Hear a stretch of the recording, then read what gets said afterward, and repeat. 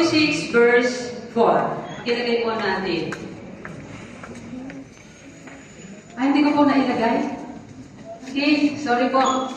Ang Bible text po natin, Isaiah chapter 46 verse 4, I will be your God throughout your lifetime until your hair is white with age. I made you, and I will care for you. I will carry you along and save you. Sa Tagalog, hindi po nailagay. Ako ang inyong Diyos. Sabi po ni Yahweh, sabi po ng Diyos, iingatan ko kayo hanggang sa pumuti ang inyong buhok at kayo'y tumanda. Kayo'y nilikha ko, kaya tungkulin ko na kayo'y iligtas at tulungan. Ulitin ko lang po. Sabi po ng ating amang Diyos sa Isaiah chapter 46 verse 4, ako ang inyong Diyos, iingatan ko kayo hanggang sa pumuti ang inyong buhok at kayo'y tumanda. Kayo'y nilikha ko, kaya tungkulin ko na kayo'y iligtas at tulungan. Napakaganda po ng pamangkin ng Lord. Tayo po'y saglit na manalangin. Upo po natin ang ating mga ulo. Amang banal na makapangyarihan sa lahat, binalarang langit at lupa, pinupuri at sinasamba pa po natin. Ama, salamat po sa iyong pag-ibig, salamat po sa iyong kabutihan, sa bawat isa po sa amin. Amang banal, pangunahan niyo po ang aming pag-aaral sa araw na ito. Sa oras na ito, wala po kami ibang itataas, kundi ikaw lamang po aming Diyos. Panginoon, itaboy niyo po ako sa iyong banal na likuran. Banal na Espiritu, kayo po ang maging tagapagturo. Maraming salamat po na ikaw-cover niyo ang aming mga puso't kaisipan ng iyong kapangyarihan, ng iyong banal na loob. Maging ang apat na sulok ng santuaryong ito, Panginoon, i-cover niyo po ng iyong banal na loob. Huwag mo pong hayaan na makasingit ang kaaway sa aming mga buhay. Minsan pa, pinupuri ka namin, Ama, sinasamba ka namin, pinaparangalan ka namin, tinataas namin ang iyong pangalan. Sa pangalan ni Jesus, Amen. Amen. Ang inyong Diyos, iingatan ko kayo hanggang sa pumuti ang inyong buhok at kayo'y tumanda. Kayo'y nilikha ko, kaya tungkulin ko na kayo'y iligtas at tulungan.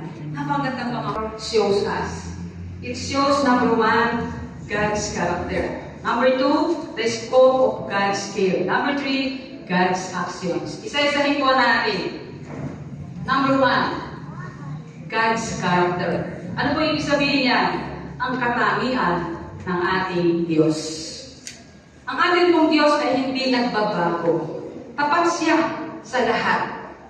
Kahit po tayo ay maraming pagkukulang, kahit po tayo ay laging nagkakamali, ang ating Diyos po ay hindi nagbabago. Tapat siya lagi.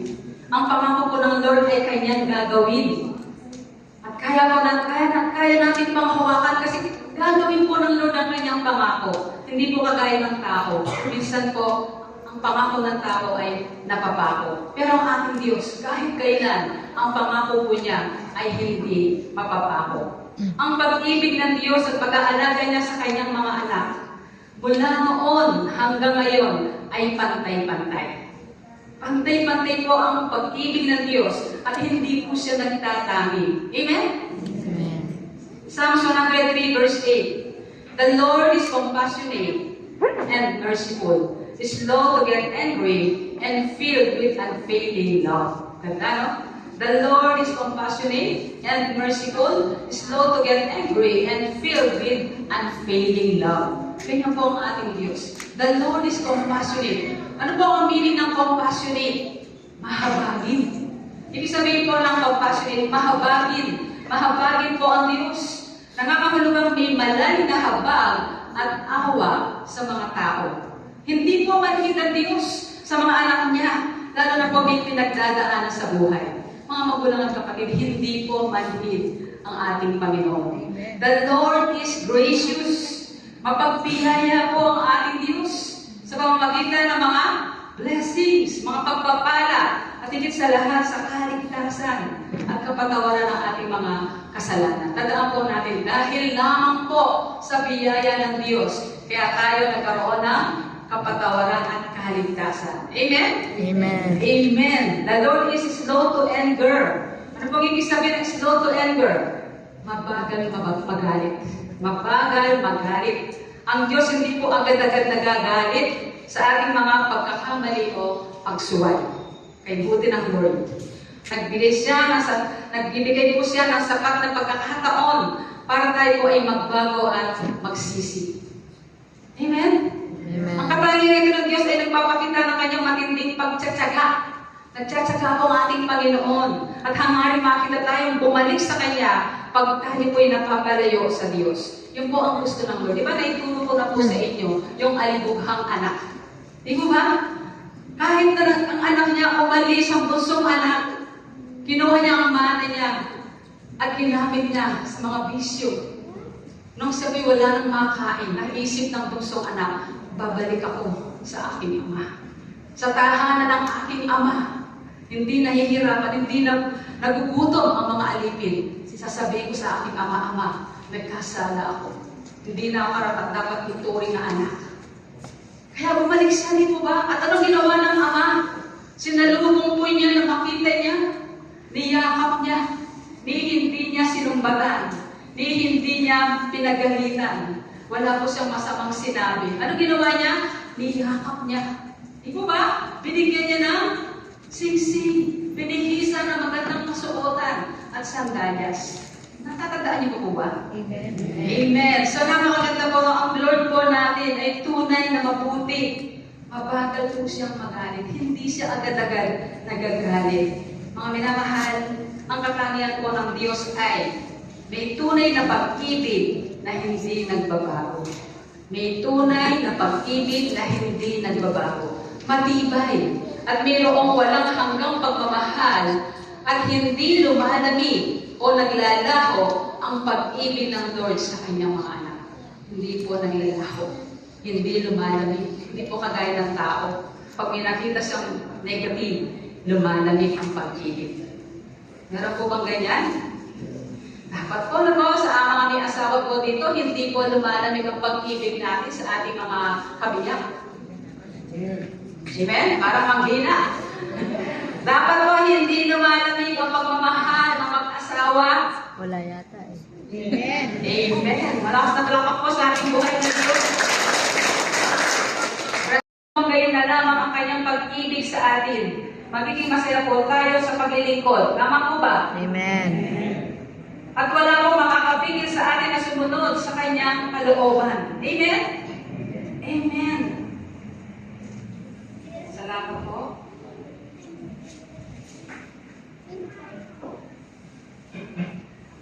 Dahil mapagmahal po ang ating Panginoon.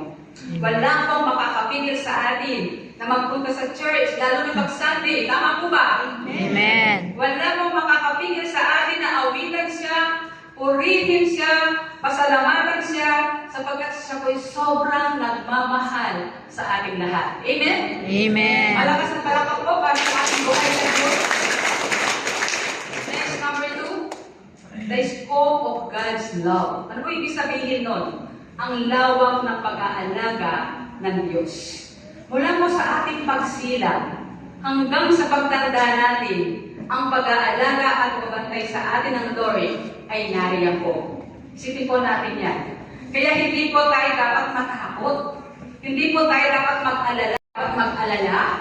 Hindi po tayo dapat matakot sa ating pagtanda sapagkat alam natin andyan ang ating Diyos.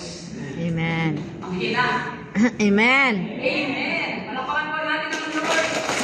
Patayin po natin sa Mateo chapter 10 verse 20 to 21. Ano po ang mababasa natin sa Biblia?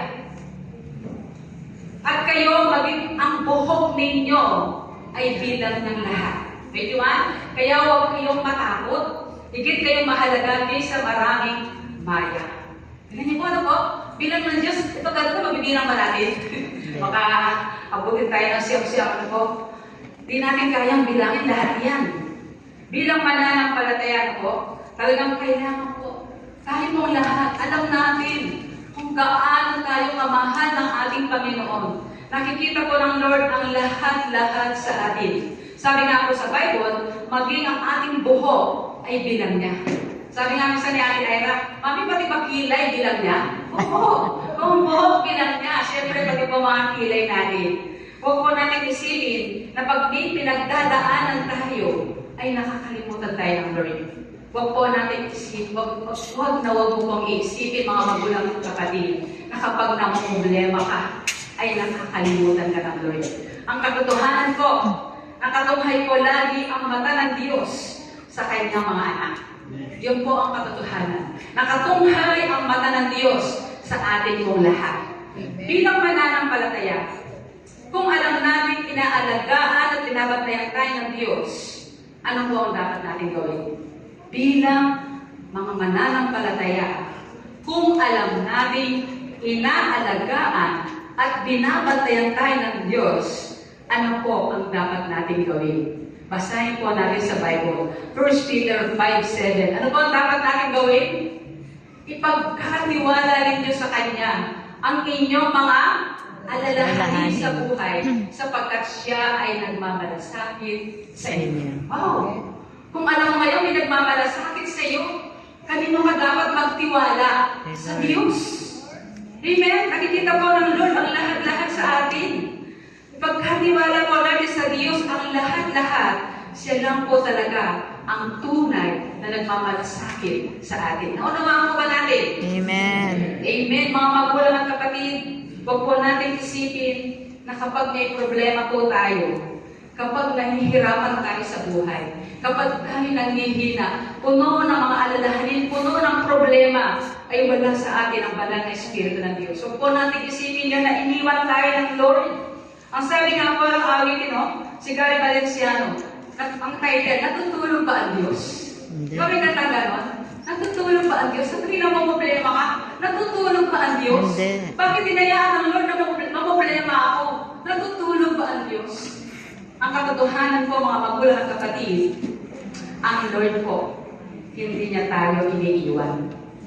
Ang Diyos po, hindi niya tayo pinababayaan. Amen. Tayo po ay mula nung nakipagkaisa tayo kay Kristo, tayo pong lahat ay naging templo ng banal na Espiritu ng Diyos. 1 Corinthians 6:19. Ano po sabi doon? Don't you realize that your body is the temple of the Holy Spirit? Sabi po ganon, who lives in you and pakilagay po, who lives in you and was given to you by God. You do not belong to yourself. Ulitin pa lang po, don't you realize that your body is the temple of the Holy Spirit who lives in you and was given to you by God? You do not belong to yourself. Napakaganda po, di ba? Hindi na po natin pag-aari ang ating sarili. Sabi po sa Bible, tayo po ay templo ng banal na Espiritu ng Diyos mula noong nakipagkaisa tayo sa ating Panginoon. Amen? Sabihin po natin, thank you, Jesus. Thank you, Lord. Thank you, Jesus. Amen. Palakpakan mo natin si Jesus. Actions. Ano po ibig sabihin ng actions? Ang mga gawa ng ating Diyos. Ano naman po ang mga ginagawa ng Diyos sa ating mga buhay? Ang ating amang Diyos po ang nag-aaruga sa atin. Siya po ang ating kapanatagan or kapayapaan. At siya po ang ating tagapagligtas sa lahat ng pagkakataon. Kapag alam mo ang Diyos na nag-aaruga, kapag alam mo ang Diyos na nag-iingat sa atin, mawawala po ang pag-aalala sa ating mga puso. Amen po ba? Amen. Mga minamahal, kapag alam mo binabantayan ka ng Lord, kapag alam mo andyan ang Lord, magiging panatag ka sa lahat ng pagkakataon. Kapag alam mo ililigtas ka ng Lord, magkakaroon ka ng assurance ng buhay na walang hanggan at hindi ka na matatakot sa kabilang buhay. Hindi na po tayo matatakot mamatay. Kasi alam namin meron tayong buhay na walang hanggan sa kalagitan. Amen? Amen. Amen. Exodus 14:14. Kayo ba ay nag-aalala ngayon? Basahin po natin. Exodus 14:14. Ipagtatanggol kayo ni Yahweh, pumanatag lamang kayo. Wow! Ipagtatanggol kayo ni Yahweh, pumanatag lamang kayo. Mga kapatid, may problema po ba tayo ngayon? Tayo ba'y may pinagdadaanan ngayon? Meron po nag-amen. Ulitin ko lang po, may pinagdadaanan ba tayo ngayon? Amen. So ano pong sabi ng Biblia? Ipagtatanggol tayo ng Diyos. Kaya nararapat lamang po na maging kalma tayo. Nararapat po pumanatag po ang mga anak ng Diyos. Pastora, paano papanatag kung may naninira? Paano papanatag kung may nangaaway sa akin? Kung may naninira o nangaaway po sa atin, panghawakan po natin ang pangako ng Lord na ipagtatanggol na po tayo. Ang Diyos po ang ating tagapagtanggol. Amen? Amen. Palapakan po natin ang Lord. Tanda, nakatunghay ang mga mata ng Diyos. Kaya pag alam natin yan, manghihina ka pa ba? Hindi na po.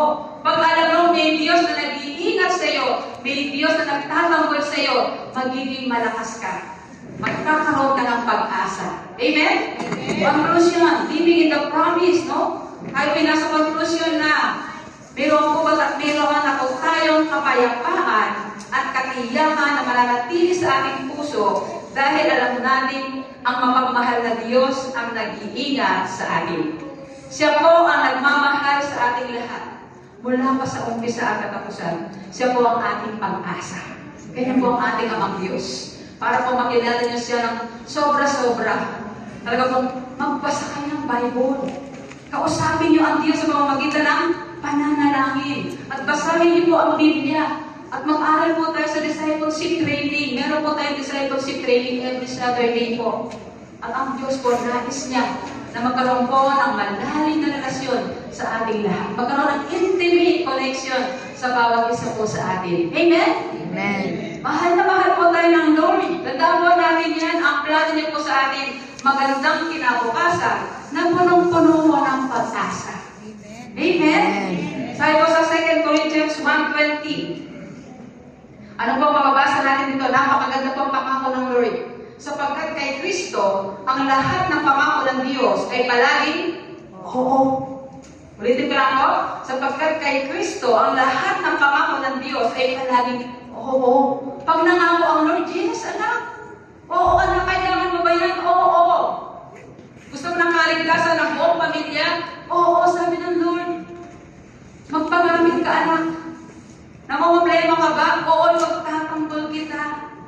Ang Diyos po ang nagsasalita po, sapagkat kay Kristo, ang lahat ng pangako ng Diyos ay palaging oo. Dahil sa Kanya, nakakasagot tayo ng Amen para sa kalalahati ng Diyos. Pag pinagpala ka ng Lord, purihin mo ang Diyos, pasalamatan mo ang Diyos. Kapag ikaw ay pinagaling ng Lord, salamat Lord. Thank you Lord. Di mo ba? Dapat parang po tayo magpasalamat sa ating Diyos sa lahat ng pagkakataon. At kapag namumblema tayo, magpapasalamat na tayo sa Lord. Amen. Amen. Pasalamat ka, bakit? Dahil alam mo, hindi ka pababayaan ng Lord. Dahil alam mo, habang ikaw ay namumblema, hindi ka nag-iisa. Sasamahan ka po ng ating Panginoon. Alam niyo po yan, di ba? Footprints in the sand, di po ba? Sabi nila kung bakit, Lord, kung kailan ako nahihirapan, bakit isang yapak na lang? Bakit nawala yung bakas na dalawa? Bakit? Kasi po, kinargas siya ng ating Panginoon. Amen? Palapakan po natin ang ating Panginoon. Tanda, nakatunghay ang mga mata ng Diyos. Kaya pag alam natin yan, manghihina ka pa ba? Hindi na po. Pag alam mo, may Diyos na nag-iingat sa iyo, may Diyos na nagtatanggol sa iyo, magiging malakas ka. Magkakaroon ka ng pag-asa. Amen? Conclusion, living in the promise, no? Tayo pinasa conclusion na meron na po tayong kapayapaan at katiyakan na mananatili sa ating puso dahil alam natin ang mapagmahal na Diyos ang nag-iingat sa atin. Siya po ang nagmamahal sa ating lahat. Mula pa sa umpisa at katapusan, siya po ang ating pag-asa. Kanya po ang ating amang Diyos. Para po makilala niyo siya ng sobra-sobra. Talaga pong magbasa kayo ng Bible. Kausapin niyo ang Diyos sa pamamagitan ng pananalangin. At basahin niyo po ang Biblia. At mag-aral po tayo sa discipleship training. Meron po tayong discipleship training every Saturday po.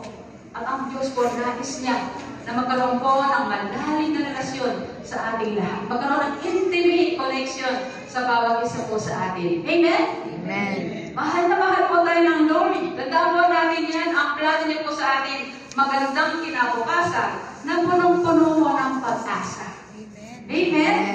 Sabi po sa 2 Corinthians 1:20. Ano po mababasa natin dito? Napakaganda po ang pangako ng Lord. Sapagkat kay Kristo, ang lahat ng pangako ng Diyos ay palaging oo. Ulitin ko lang po. Sapagkat kay Kristo, ang lahat ng pangako ng Diyos ay palaging oo. Pag nangako ang Lord, yes, anak. Oo, anak, kailangan mo ba yan? Oo. Gusto mo ng kaligtasan ng buong pamilya? Oo, sabi ng Lord. Magpagamit ka, anak. Namumblema ka ba? Oo, magtatanggol kita.